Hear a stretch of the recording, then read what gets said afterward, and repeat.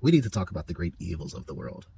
Something that has been lost mainly to a lot of religious fervor, fantasy, and just heavy-handed painting of villains is that evil is not a characteristic. It's not a quality of a person. Evil is a decision. Evil people are people who have made evil decisions. This is a really important distinction to make because we have gotten to this point where people are evil in the minds of whatever side or part of whatever party you find yourself aligned with, or whatever group you find yourself aligned with. There's somebody that you think is just evil. And I'm talking about from the coldest serial killer to the most evil mass murderer. All of those people were making decisions based off of sound minds or unsound minds, based off of things that they were presented in their life, based off of environmental conditions, based off of political, economic, whatever conditions. These are people who made decisions to do things that are at their core evil. But what you need to understand is that all of those people made those decisions based off of their own set of conditions, right? They made those decisions based off of life experience. They made those decisions based off of wanting to do something very specific, whether it be good or very specifically something that they knew would be evil, but they thought would be necessary evil.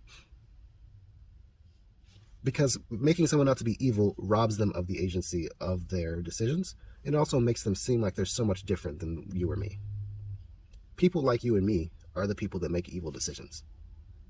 People like you or me are the people that succumb to our fears or megalomania or any kind of adverse human characteristic and make these decisions that they believe are going to move the needle of the world forward in a good way in most cases, and thus make these decisions to do things that are considered evil.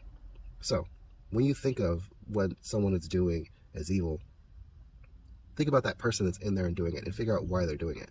Because figuring that out will help us get closer to figuring out how to prevent things like that from happening.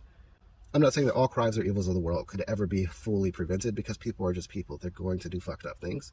But we could probably prevent ourselves from marching into blindly supporting evil things happening without having to do this dance of like, well, it's not evil. I'm just justified in this particular thing.